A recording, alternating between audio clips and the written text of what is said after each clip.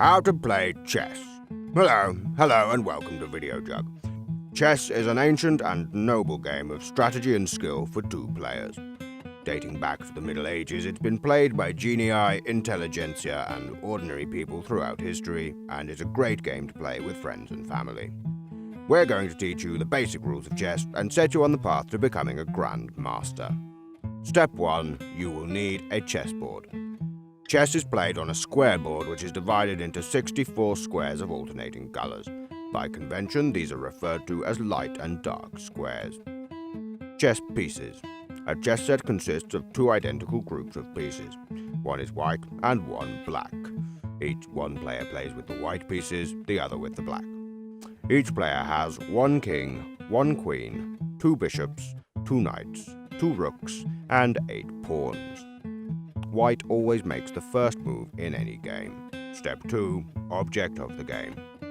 The object of chess is to capture your opponent's king. In practice, the king is never actually captured, but trapped so that he cannot move without being taken. This is known as checkmate and is the end of the game.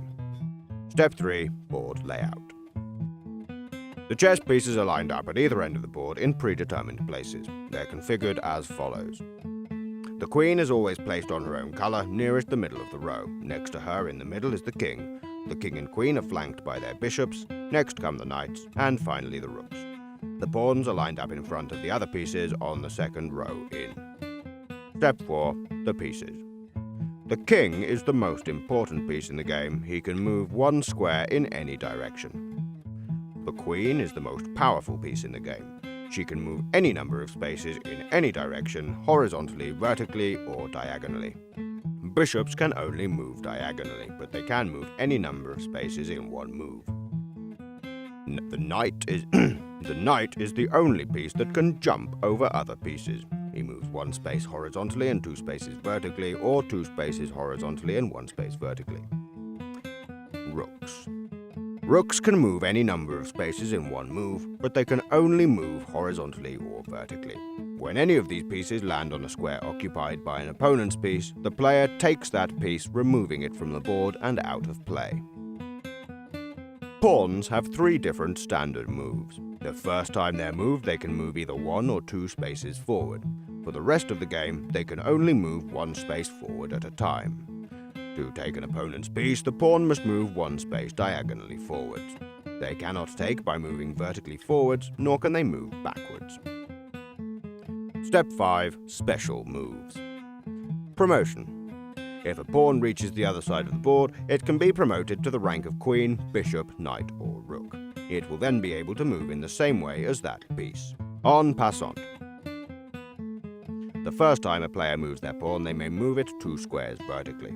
If, when he does this, there is an opposing pawn on an adjacent square, the opponent can take the first pawn by moving diagonally into the square passed over by the first pawn's double step. If a player decides to take en passant, he must do so immediately following the double step move. Castling. Under certain conditions, a king and a rook may move simultaneously in a move known as castling. This is a strong defensive position and is worth making if you can. In order to castle, the following conditions must be met. Neither the king nor the rook have yet moved in the game. There are no pieces in between the rook and the king. The king is not moving into check. None of the opponent's pieces are able to attack any of the squares in between the king and the rook. Provided these conditions are met, the castling move may take place. The king moves 2 spaces towards the rook, and the rook moves over the king to the next square. Step 6. Touching pieces. If a player touches one of their pieces, they must, if possible, move that piece. If they touch one of their opponent's pieces, they must, if possible, take that piece. Step 7. Check and checkmate. When the king can be taken in the opponent's next move, he is said to be in check. For example, black moves her knight into a position from which she will be able to take the white king in her next move. White must now move her king or take the black knight to prevent the king being taken. If there is a way to escape check, the player must take it. She may not leave her king in check at the end of the move.